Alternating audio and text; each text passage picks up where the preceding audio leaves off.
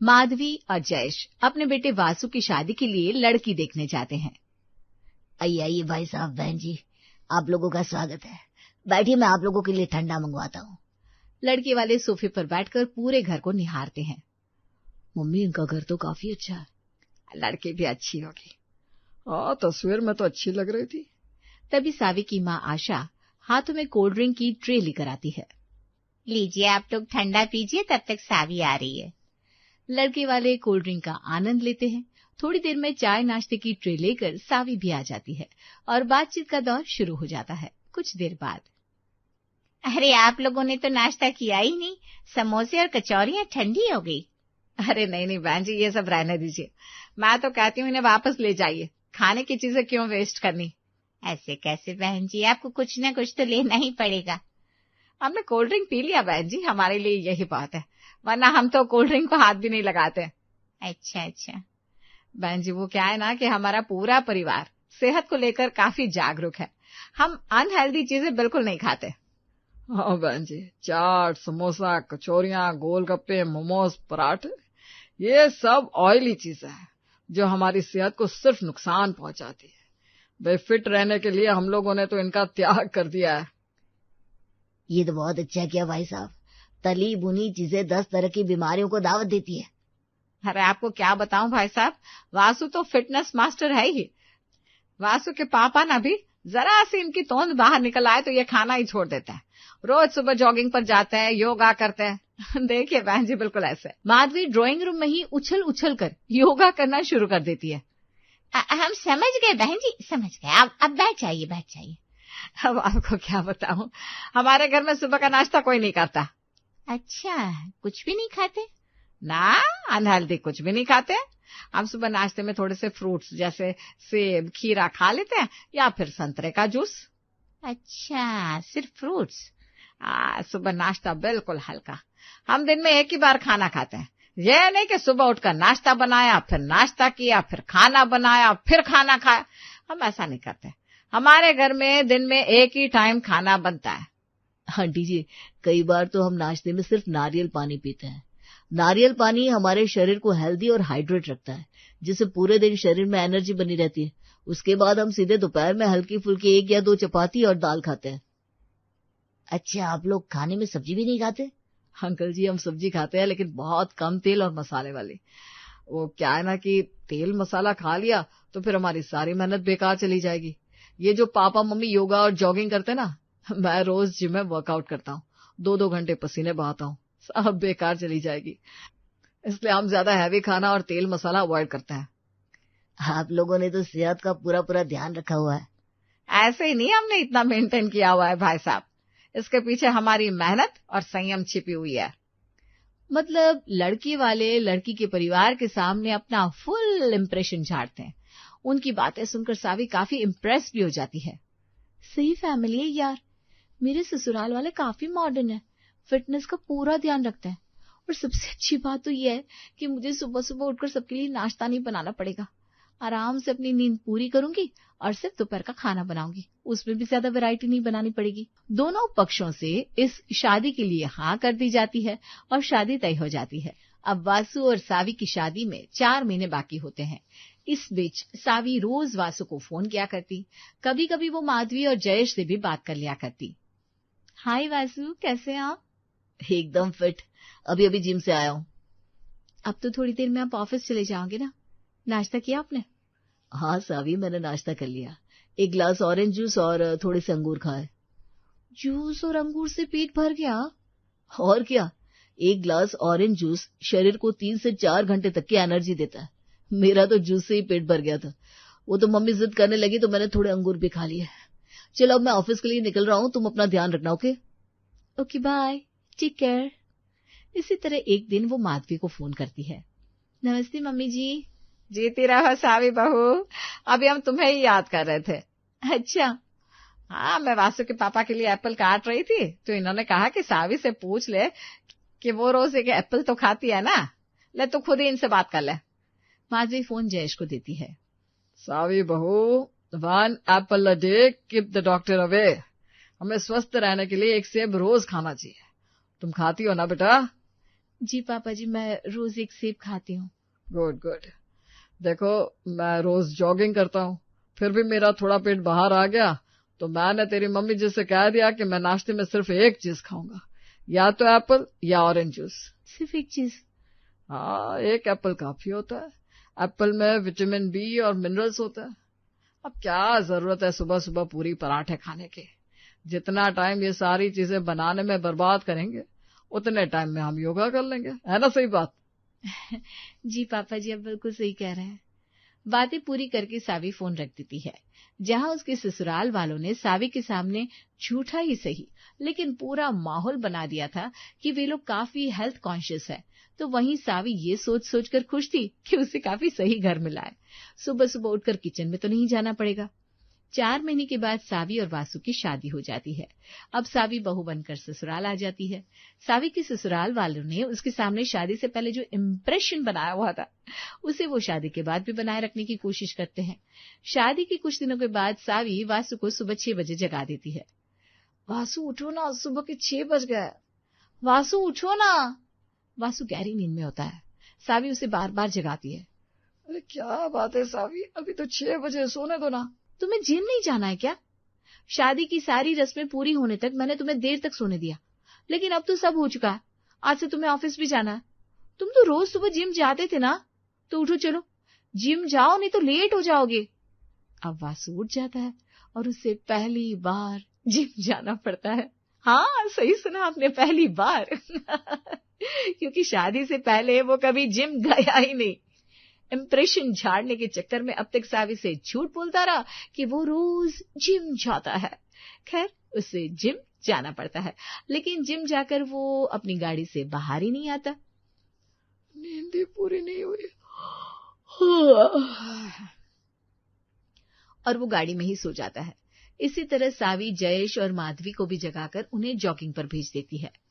Mummy जी, पापा जी, jogging पर नहीं जाना, कितनी देर हो गई है, फिर धूप निकल आएगी तो जाने का क्या फायदा। अब माधवी और जयेश तो कभी जॉगिंग पर गए ही नहीं थे, ना उन्होंने कभी योगा किया था, लेकिन शादी से पहले सावी के सामने उन्होंने जो इम्प्रेशन बनाया था उसे बरकरार तो रखना ही था। हाँ हाँ बहू, हम जॉगिंग पर जरूर जाएंगे। अच्छा किया जो तूने हमें जगा दिया। वो क्या है ना, शादी के समय इतनी थकान हो गई थी कि सुबह जल्दी नींद ही नहीं खुलती थी। हमारा सारा रूटीन खराब हो गया था, लेकिन आज से हम अपने पुराने रूटीन में आ जाएंगे। माधवी और जयेश को भी लाइफ में पहली बार जॉगिंग और योगा करने जाना पड़ता है। सबके जाने के बाद सब चले गए। अब थोड़ी देर और सो लेती हूँ। सावी अपने कमरे में जाकर आराम से सो जाती है और इधर वासु जिम के बाहर अपनी गाड़ी में सो जाता है। माधवी और जयेश पार्क में जाकर बेंच पर बैठ जाते हैं। 2 घंटे बाद सभी घर आते हैं और नहा धोकर नाश्ते के टेबल पर आते हैं। सावी, मेरा नाश्ता कहाँ है? बहू, तूने नाश्ता नहीं बनाया? मम्मी जी, नाश्ता तो लगाया है। कहाँ है नाश्ता? कहाँ है? ये सामने रखा। सबकी गिलास में नारियल पानी रखा है और एक एक एप्पल भी रखा है। अब उन्होंने तो शादी से पहले सावी को यही बताया था, वो नाश्ते में फ्रूट्स, जूस, ये नारियल पानी लेते हैं। लेकिन असलियत ये नहीं बल्कि कुछ और ही थी। असलियत में सबको नाश्ते में पूरी पराठे खाने की आदत थी, तो नारियल पानी और सिर से किसी का पेट भरता नहीं। पेट तो सावी का भी नहीं भरता, लेकिन अब ससुराल वाले यही खा रहे हैं तो उसे भी उनके साथ नारियल पानी पीकर संतोष करना पड़ता है। वासु ऑफिस चला जाता है, लेकिन ऑफिस पहुंचते ही वो सबसे पहले पहुंचता है कैंटीन में। अरे भैया, आज नाश्ते में क्या है? क्यों वासु भैया, भाभी जी ने नाश्ता बनाकर नहीं दिया? अरे आपकी तो नई नई शादी हुई है। ओह अच्छा, अब समझा, भाभी जी को खाना बनाना नहीं आता होगा, तो आप ही बना लेते नाश्ता, भाभी जी को भी खिला देते। यहाँ भूख से वासु की आंखें कुल बुला रही होती है। उधर कैंटीन वाले भैया चुटकी लेने से पीछे नहीं हट रहे थे। अरे भैया छोड़ो ना यार, नहीं देना नाश्ता तो मत दो। अरे अरे नाराज क्यों होते, अभी लगा देते हैं नाश्ता। बोलो क्या लगा दें? आज नाश्ते में ब्रेड पकौड़े, आलू पूरी, छोले कचौरे और पोहे बने हैं। वासु के मुंह में पानी आ जाता है। पोहे छोड़कर सब कुछ ले आओ। सब कुछ? हाँ सब कुछ, छोले, पूरी, कचौरी, ब्रेड पकौड़े, जो है सब ले आओ। कैंटीन वाला नाश्ते की प्लेट से टेबल सजा देता है और फिर वासु टूट पड़ता है अनहेल्दी खाने पर। कुछ ऐसा ही हाल इधर माधवी, जयेश और सावी का भी होता है। माधवी, मुझे तो बड़ी भूख लग रही है। नारियल पानी और एक सेब तो न जाने कहाँ अटक कर रह गए, आंतों तक भी नहीं पहुंचे। भूख तो मुझे भी लग रही है, लेकिन बहू अपने कमरे में ही है। अगर मैंने रसोई में कुछ बनाया तो उसे सब पता लग जाएगा। फिर हमने उसके सामने जो इतनी बातें बनाई है, इतना जो फिटनेस का महल खड़ा किया है, उसका क्या होगा। चलो बाहर चलते हैं, गणेश हलवाई के यहाँ से कचौरियां खाकर आते हैं। हाँ चलो जी, गणेश की कचौरियां खाए वैसे भी बहुत दिन हो गए। माधवी और जयेश दोनों कचौरियां खाने बाहर चले जाते हैं। उनकी जाती ही, हाय राम, इस नारियल पानी से मेरा कुछ भी नहीं होने वाला। लगता है पापा जी मम्मी जी कहीं गए हैं। सावी फौरन रसोई में जाती है। क्या बनाऊं, इससे पहले कि मम्मी जी पापा जी वापस आ जाए, मुझे कुछ बनाकर खा लेना चाहिए फटाफट। सावी को जल्दी बनने वाली चीज में मैगी नजर आती है। भूख के मारे वो 2 पैकेट मैगी बनाकर खा लेती है। खाने के बाद अब जाकर तसल्ली मिली है। उधर वासु कैंटीन में जमकर ठूंसने के बाद काम पर जाता है, तो उधर माधवी और जयेश गणेश की कचौरियां खाते हैं और घर में सावी 2 पैकेट मैगी खा लेती है। वासु, जयेश और माधवी सावी के सामने कुछ जाहिर नहीं करते और ना सावी उन्हें कुछ खास पता चलने देती है। मैगी खा लिया, बर्तन धो दिया और किचन भी साफ कर दिया। किसी को कुछ पता नहीं चलेगा कि रसोई में कुछ बना भी था। इधर कचौरियां खा लेने के बाद जयेश लंबी डकार लेता है। थोड़ा टहल कर चलते हैं। जितनी डकारें लेनी हो अभी ले लो, घर चलकर डकारें मत लेने लगना, वरना बहू को पता लग जाएगा। तुम ठीक कह रही हो, थोड़ा टहल लेते हैं। माधवी और जयेश घर के बाहर टहलते हैं और कचौरियां पचाने के बाद घर आते हैं। अब सावी रोज उन्हें जिम और योगा क्लास भेजने लगती है और नाश्ते में उन्हें मिलता है कभी कटे हुए पपीते, ऑरेंज जूस या फिर सेब। अब हालत ये हो जाती है कि घर के सभी सदस्य एक दूसरे से छिप छिप कर बाहर खाने शुरू कर देते हैं। एक शाम ऑफिस से निकलते वक्त वासु माधवी को फोन लगाता है। मम्मी, बाहर से कुछ लाना है क्या? वासु बेटा, कुछ नमकीन स्नैक्स ले ले जो सुबह के नाश्ते में काम आ जाए। अरे माधवी, क्या कर रही हो, जरा धीरे बोलो, अगर बहू ने सुन लिया तो उसे पता चल जाएगा। अरे सॉरी। माधवी फोन पर बहुत धीरे धीरे बात करती है। वासु बेटे, कुछ केले के चिप्स, नमकीन और सूखी वाली कचौरियां ले लेना। ठीक है मम्मी। वासु खाने पीने की दुकान पर जाता है और ढेर सारी खाने की चीजें खरीद लेता है और घर लाकर छिपा कर रख देता है। इधर सावी भी कुछ खाने पीने की चीजें खरीद कर घर लाती है और अपनी अलमारी में रख देती है। छिप छिप कर सभी सब कुछ खा रहे होते हैं, लेकिन एक दूसरे के सामने हेल्थ कॉन्शियस होने का नाटक अभी भी जारी रहता है। एक दिन, सावी बहू, आज नाश्ते में कुछ अच्छा बना लेना। बहुत दिनों से हमने कुछ हैवी नाश्ता नहीं किया ना, थोड़ा चेंज होना भी जरूरी है। मैं भी यही सोच रही थी मम्मी जी, इसलिए आज मैंने आप लोगों के लिए बनाया है फ्रूट चाट। सावी कई तरीके के फल काट कर नाश्ते के टेबल पर रख देती है। अब घर वालों को ना चाहते हुए भी उस फ्रूट चाट की जमकर तारीफ करनी पड़ती है। वाह सावी बहू, वाह, तूने तो मेरे मन की बात जान ली। Fruit chaat is very very healthy. सारे फलों का स्वाद भी एक साथ और सबके बेनिफिट्स भी एक साथ। क्यों माधवी? हाँ, आज तो फ्रूट चाट खाकर मजा ही आ जाएगा। सावी, मुझे तो आज लंच में फ्रूट चाट ही दे देना। मुझे पता था आप लोगों को फ्रूट चाट बहुत पसंद आएगा, इसलिए वासु मैंने आपके लंच में यही पैक किया है और आज दिन के खाने में भी यही है। दिन के खाने में भी यही है? सब एक दूसरे को देखते हैं और स्माइल करते हुए फ्रूट चाट खाना शुरू करते हैं। मम्मी पापा को इतना इम्प्रेशन जमाने की क्या जरूरत थी, अब खाओ फल फूल। मेरा तो आज छोले भटूरे खाने का मन हो रहा था। कोई ना, ऑफिस में जाकर सबसे पहले छोले भटूरे ही खाऊंगा। जल्दी जल्दी फ्रूट चाट खत्म करके बाहर जाऊंगा और आज डोसा सांभर खाऊंगा। भगवान करे बाजार में फल मिलना ही बंद हो जाए, तब जाकर हमें रोज रोज नाश्ते में फल और जूस से छुटकारा मिलेगा। जल्दी से आप लोग बाहर जाओ तो मैं कुछ बना कर खाऊं। सभी इस जल्दी में होते हैं कि कब नाश्ता खत्म हो और वे अपने अपने मन की खाए। इसी बीच सावी माधवी से पूछती है, मम्मी जी कैसा लगा आज का नाश्ता? क्या जले पर नमक छिड़क रही है। हाँ, नाश्ता तो बहुत अच्छा लगा बहू। मैं तो कहती हूँ तू रोज नाश्ते में यही बनाया कर। माधवी की इस बात पर जयेश और वासु उसे बुरी तरह से घूरने लगते हैं। खैर सभी जल्दी जल्दी नाश्ता खत्म करके घर से भागते हैं।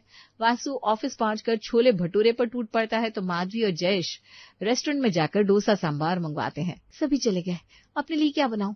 ऑनलाइन कुछ मंगा लेती हूँ। सावी अपने लिए ऑनलाइन नाश्ता ऑर्डर करती है। सावी घर वालों से छिपकर नाश्ता करती है और घर के सदस्य सावी से छिपकर। लेकिन अब बारी थी इस नाटक से पर्दा उठने की। मतलब धीरे धीरे सबकी चोरी पकड़ी जाती है। एक शाम, सोनिया जी, मैंने बहुत दिनों से चाट नहीं खाया। आज मेरा चाट खाने का बहुत मन हो रहा है। चाट खाने का मन तो मेरा भी हो रहा है।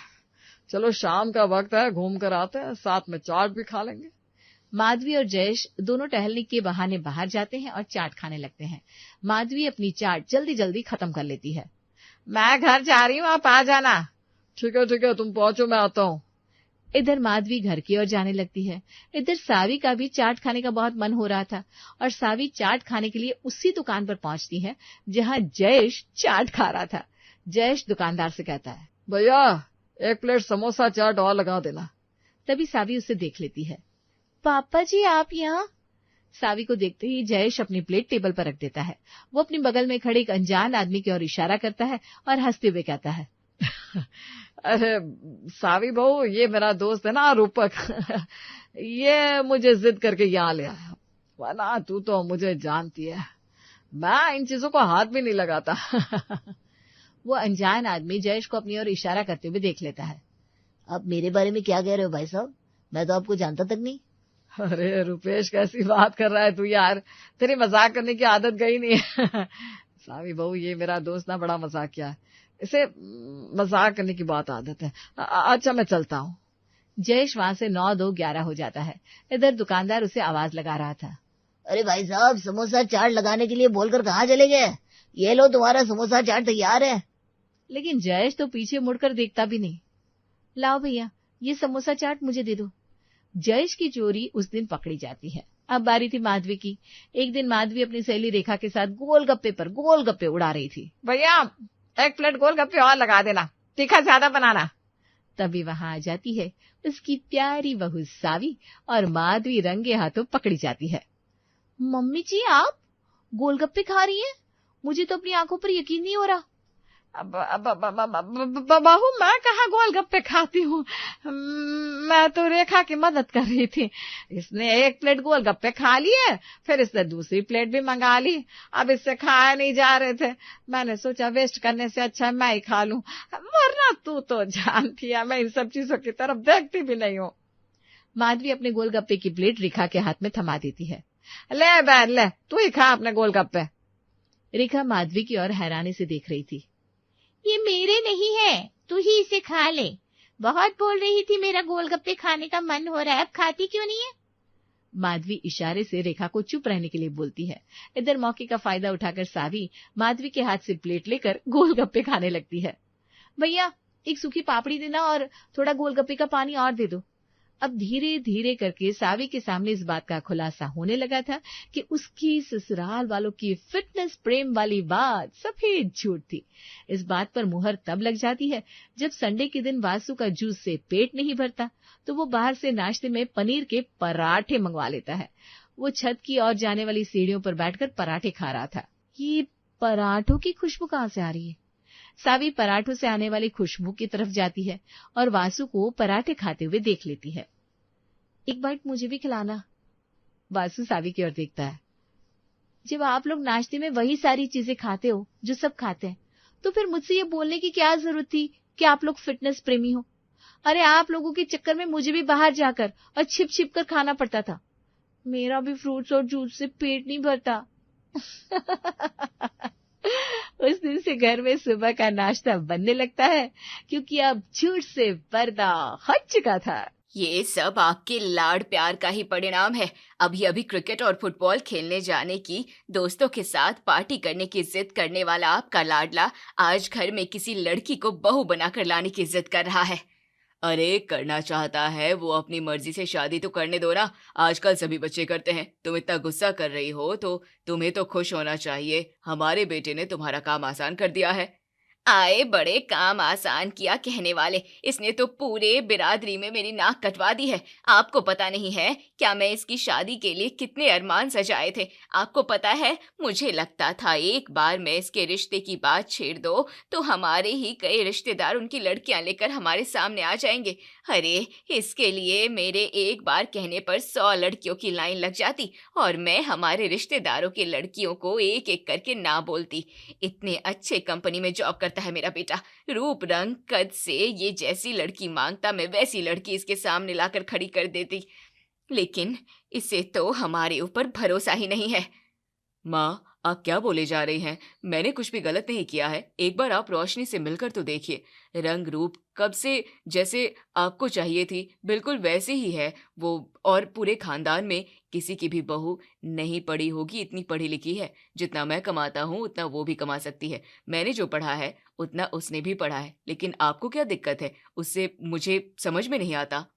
मुझे दिक्कत ये है कि हर छोटी छोटी बात मुझसे पूछने वाला मेरा सौरभ अपनी जिंदगी का इतना बड़ा फैसला अकेले ले रहा है क्या ले चुका है। और तुझे होगा घमंड अपनी उस नकचढ़ी के पढ़ाई लिखाई का, लेकिन घर की बहू घूंघट में और घर के काम करते हुए ही शोभा देती है।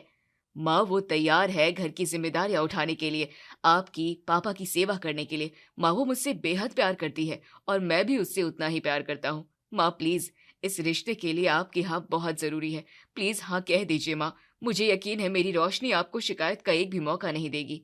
ठीक है, तुझे अपनी रोशनी पर इतना ही भरोसा है तो देखते हैं तुम्हारा ये प्यार शादी के बंधन में बंधने के बाद कितने दिनों तक टिकता है। थैंक यू सो मच माँ। आपको यकीन नहीं होगा आपके इस हाँ की वजह से मैं कितना खुश हुआ हूँ। यूँ तो आप गुस्सा होने की एक्टिंग करती हैं, लेकिन मुझे अच्छे से पता है आपका दिल कितना अच्छा है।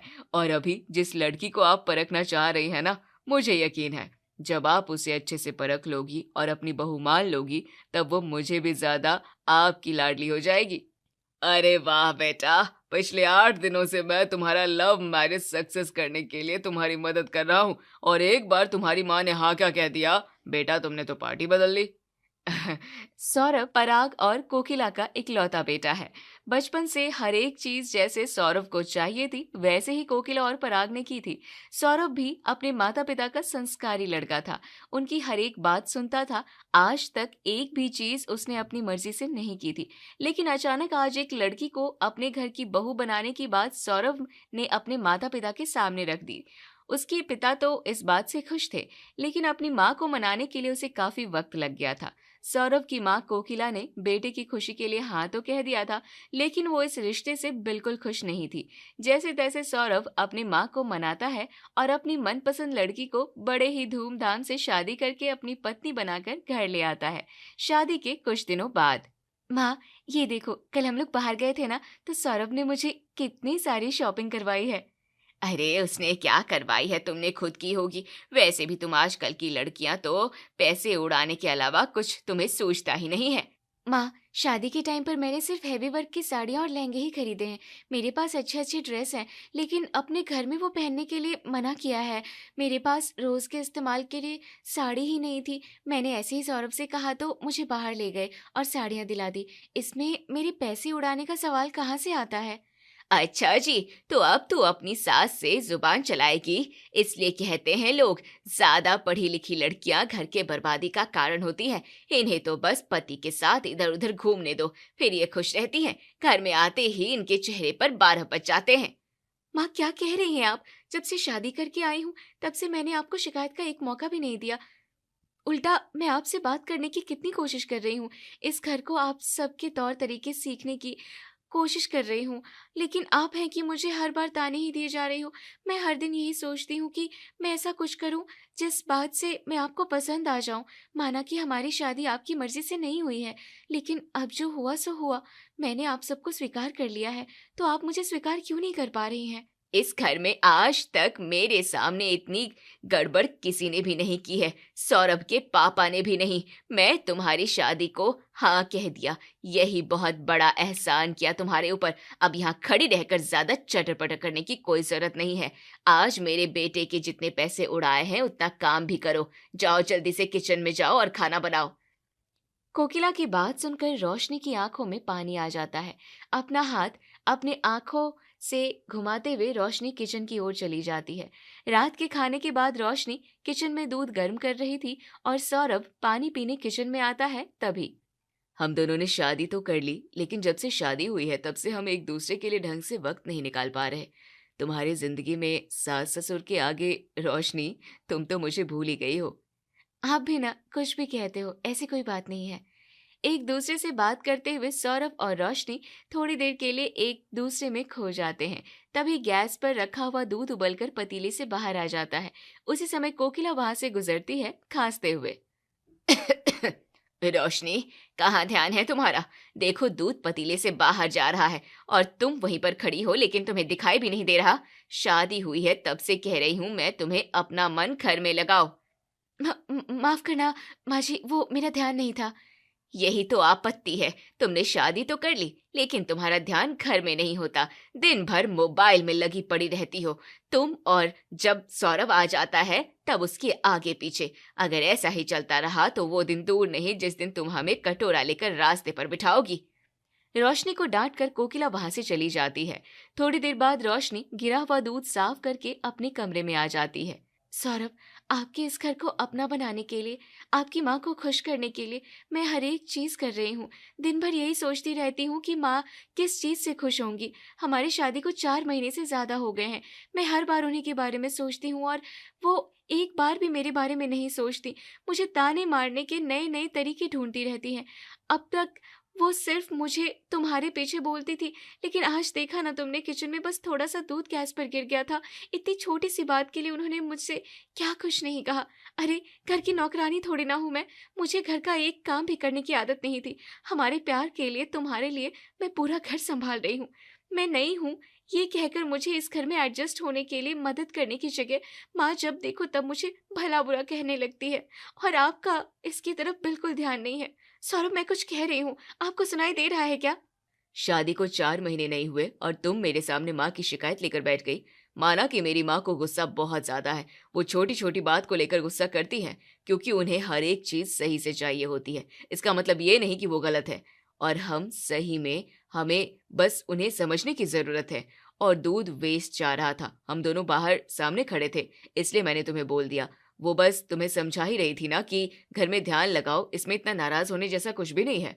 माँ ने तुम्हारे ऊपर गुस्सा किया लेकिन गलती तो तुम्हारी थी ना। माना कि मेरा ध्यान नहीं था उसकी तरफ, मुझसे गलती हो गई, इसलिए मुझे गुस्सा किया माँ ने। अरे लेकिन मैं दिन भर सारे काम अच्छे से भी तो करती हूँ। वो काम देखकर माँ कभी मेरी तारीफ नहीं करती। तुम क्या चाहती हो, मैं भी जाऊं और मेरी माँ के ऊपर गुस्सा करूं? तुम मेरी बात समझने की कोशिश करो रोशनी। माँ कभी गलत हो ही नहीं सकती। अगर वो कुछ गलत कह भी दे तो वो हमारे भले के लिए होता है। तुम उन्हें थोड़ा टाइम दो, वो तुम्हारे साथ एडजस्ट कर लेंगी। सौरभ, लेकिन प्लीज अभी के लिए तुम्हारा लेकिन वेकिन तुम्हारे पास ही रखो। मुझे सुबह इंपॉर्टेंट मीटिंग है और मुझे सोना है। बेचारी रोशनी घर में खुद को एडजस्ट करने की बहुत कोशिश कर रही थी, फिर भी उसकी सास उसे खुश नहीं थी। उल्टा उसे हर वक्त ताने देती रहती थी, भला बुरा कहती रहती थी। रोशनी सौरभ से कुछ कहने जाती थी तो सौरभ भी उसकी बातों की तरफ ध्यान नहीं देता था। उसका कहना था कि उसकी माँ कभी गलत हो ही नहीं सकती। ऐसे ही दिन बीत रहे थे। रोशनी जितना ज्यादा उस घर को अपना बनाने की कोशिश कर रही थी, रोशनी के साथ कोकिला उतना ही उसे पराई है इस बात का एहसास दिला रही थी। छोटी छोटी बातों पर मिलने वाले ताने, सुनाई देने वाला भला बुरा दिन ब दिन रोशनी के चेहरे की मुस्कान कम कर रहा था। कुछ दिनों बाद, बहू, घर के ये पर्दे तुमने परसों ही साफ किए थे ना? हाँ माँ जी, घर के सभी पर्दे और चादरें मैंने परसों ही वॉशिंग मशीन में डाले थे। वही मैं कह रही हूँ, इतनी जल्दी पर्दे और चादरें गंदे कैसे हो गए? मैंने तुम्हें वॉशिंग मशीन चलाने के लिए मना किया था ना। रोज के कपड़ों की बात समझ में नहीं आती है कि वो ज्यादा गंदे नहीं हुए हैं, लेकिन दिन भर तुम घर में ही तो रहती हो, क्या ही काम होता है? ये सब तो तुम हाथ से भी धो सकती हो ना। माँ, घर में भी कुछ काम नहीं होता? मुझे उल्टा सवाल कर रही है। तुम्हारी माँ ने तुम्हें कुछ सिखाया है क्या? इतनी छोटी सी बात के लिए मेरी माँ को बीच में लाने की जरूरत नहीं है माँ जी। मुझे मेरी माँ ने जो भी सिखाया वो अच्छा सिखाया है। उनके संस्कार अच्छे हैं, इसलिए पिछले 6 महीने से आप मेरे साथ जैसा भी बर्ताव कर रही हैं मैं चुपचाप सह रही हूँ। अगर मेरी माँ के संस्कार अच्छे नहीं होते तो शायद मैं आपको आपकी भाषा में जवाब दे देती। साफ साफ कहो ना कि तुम्हें मैंने जो काम बताया है वो नहीं करना है। यूं बात को घुमाने की कोई जरूरत नहीं है। बात सिर्फ पर्दे और चादर हाथ से साफ करने की ही है ना? ठीक है, मैं कर देती हूँ। शाम के समय। आप कब आए? जब तुम्हारा ध्यान इस टीवी में था। अच्छा जी, अब आप भी मुझे माँ की तरह ताने देने लग गए हैं। अभी अभी घर आया हूँ, अभी तक घर का पानी भी नहीं पिया और तुमने माँ की बुराई करनी शुरू कर दी। इतना क्यों चिढ़ रहे हो? मैं तो मजाक कर रही हूँ। नहीं, मुझे लगा कि तुम माँ की बुराई कर रही हो, क्योंकि आजकल तुम्हारा हर दिन मेरे पास माँ की चुगली करने से शुरू होता है और हर दिन मेरे पास चुगली करने से खत्म होता है। लेकिन तुमने वो कहावत नहीं सुनी है, ताली कभी एक हाथ से नहीं बजती। अगर माँ 100 गलतियां कर रही होगी तो तुम्हारी एक तो गलती होगी। मुझे पक्का यकीन है कि मेरी माँ गलत हो ही नहीं सकती, लेकिन फिर भी मैं तुम्हारे लिए मान रहा हूँ कि माँ ने कुछ गलत किया होगा। लेकिन तुम भी तो एक्सेप्ट करो कि माँ के साथ सब तुम भी कुछ गलत कर रही होगी। लेकिन नहीं, तुम्हें तो बस मेरी माँ को ही कोसना है। जब से शादी हुई है तब से हर दूसरे दिन तुम माँ की शिकायत लेकर मेरे पास आ जाती हो। माँ ने तो कभी तुम्हारी कोई शिकायत नहीं की मेरे पास। हमेशा कहते रहते हो ताली एक हाथ से नहीं बजती, ताली एक हाथ से नहीं बजती। वैसे तो मैं कभी कुछ गलती करती ही नहीं हूँ, और करती भी तो जानबूझकर कुछ नहीं करती। कम से कम जानबूझकर माँ का दिल तो नहीं दुखाई। लेकिन फिर भी जैसे मेरे कुछ कहने पर तुम 100 बातें मुझे कहते हो, कम से कम एक बार जाकर अपनी माँ को तो कहो। जैसे मैं उनके लिए नई हूँ, वैसे ये घर भी मेरे लिए नया है। और रही बात चुगली करने की, तो मैं कभी तुम्हारे पास माँ की चुगली नहीं करती हूँ। मैं तो बस तुम्हें बताने की कोशिश करती हूँ कि जैसे तुम हर बार मुझे समझाते हो, वैसे एक बार माँ को भी समझाओ। लेकिन तुम ये बात मानने के लिए तैयार ही नहीं रहते कि तुम्हारी माँ भी गलत हो सकती है। तुम तो कहते थे कि हमारे घर पर पहले काम वाली बाई आती थी, लेकिन जब से मेरी शादी हुई है माँ ने काम वाली बाई को नौकरी से निकाल दिया है। उन्हें नई काम वाली जो मिल गई है। अरे, माँ ने उन्हें नहीं निकाला है, वो तो उन्हें कुछ फैमिली प्रॉब्लम था इसलिए उन्होंने छुट्टियां ली है। यही तो प्रॉब्लम है तुम्हारी। माँ के प्यार की पट्टी बंधी है तुम्हारी आंखों पर। वो जो पाठ तुम्हें पढ़ाती है, जिस नजर से दुनिया दिखाती है, तुम बस वही देखते हो। अब नौकरानी को काम से निकाल दिया गया है, या वो खुद चली गई, ये सच्चाई तुम जानने की कोशिश ही नहीं करते। सौरभ, एक बार, सिर्फ एक बार माँ भी गलत हो सकती है, ऐसा सोच कर देखिए। शायद आपको पता चल जाएगा जो मैं आपसे कहती हूँ। माँ की चुगलियां नहीं है, मेरी घुटन है, मेरा दर्द है। हो गया तुम्हारा इमोशनल ड्रामा शुरू। इस घर में मुझे खाने के लिए मिलने वाला है या सिर्फ मेरे माँ की बुराई सुनकर ही मुझे अपना पेट भर लेना है? सौरभ की बात सुनकर रोशनी उदास चेहरे से किचन की तरफ जाने लगती है। तब उसे जाता हुआ देखकर सौरभ फिर से कुछ बड़बड़ाता है।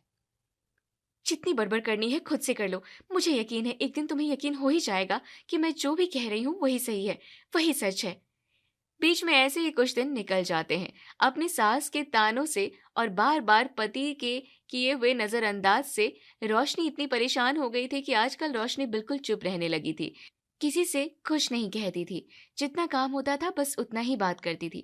बस पति आता था तो उसकी सेवा करती थी। ना किसी से कोई शिकायत, ना किसी से कोई चुगली।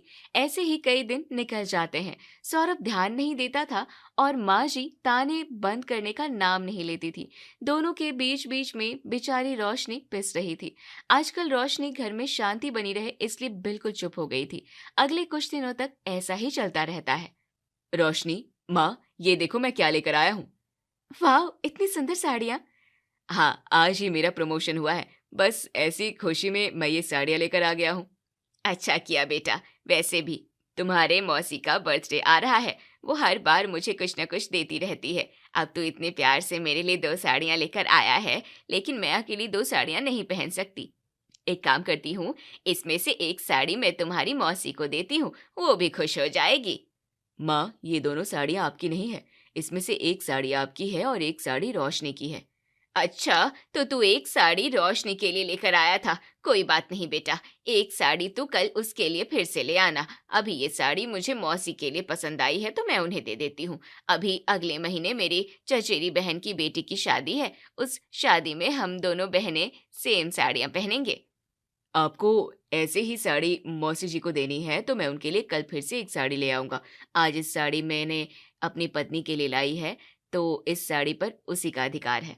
जब से रोशनी ने सौरभ से शिकायत करना बंद किया था, सौरभ ने अपनी माँ की गलतियां नजर आने लगी थी। छोटी छोटी बातों को शुरू शुरू में सौरभ नजरअंदाज करता है, लेकिन आज रोशनी के लिए लाई हुई साड़ी कोकिला अपनी बहन को देना चाहती थी और ऐसा कहकर वो एक तरह से रोशनी का अपमान ही कर रही थी। अपनी माँ के हाँ में हाँ मिलाने वाला सौरभ अब धीरे धीरे अपनी पत्नी की साइड लेने लगा था। जैसे वो पहले रोशनी को समझता था, उसी तरह अपनी माँ को भी समझने लगा था। ऐसे ही एक दिन, माँ अपने पैर साइड करो, मैं झाड़ू लगा रही हूँ। अरे मेरे बेटे की जिंदगी से मुझे साइड कर दिया। इतना करके तुझे सुकून नहीं मिला जो अब मेरे पैरों से भी तुझे आपत्ति हो रही है। माँ आप बात का बतंगड़ क्यों बना रही हैं? मैं घर साफ कर रही हूँ इसलिए बस। तुम्हारा बस तुम्हारे पास ही रहने दो। मैंने पहले ही कहा था मेरे बेटे को ये पढ़ी लिखी नक चढ़ी लड़कियां एक घर के दो घर बना ही देती है, और तुमने भी वही कर दिया और मेरे बेटे के बीच में दरार खड़ी कर दी है। एक छोटी सी बात का कोकिला ने बहुत बड़ा बतंगड़ कर दिया था। वो क्या बोल रही थी उसे खुद नहीं पता था, बस अपनी बहू को बोले ही जा रही थी। तभी सौरभ घर आता है। बस करो माँ, जब भी रोशनी मुझे आपके बारे में कुछ बताने लगती थी तो मैं उसे कहता था कि ताली एक हाथ से नहीं बजती। मैं उसे कहता था कि मेरी माँ गलत हो ही नहीं सकती। मुझे आपके ऊपर इतना भरोसा था। आपने मेरी शादी के लिए हाँ तो कह दिया था, लेकिन उस बात का गुस्सा आप मेरी पत्नी पर निकाल रही हो। वो बेचारी बिना कुछ बोले बिना कुछ कहे आपके साथ एडजस्ट करने की कोशिश कर रही है और आप उसे कोसने का एक बहाना नहीं छोड़ रही हैं। हम कहने के लिए कह देते हैं कि जब भी कोई झगड़ा होता है तो दोनों की गलती होती है, ताली एक हाथ से नहीं बजती। लेकिन हमारे जैसे कुछ घर होते हैं जहां एक इंसान रिश्ता बचाने के लिए सब कुछ करता है और एक इंसान को कुछ फर्क ही नहीं पड़ता। आज पहली बार मुझे ना चाहते हुए भी ऐसा कहना पड़ रहा है कि मेरी माँ भी गलत हो सकती है।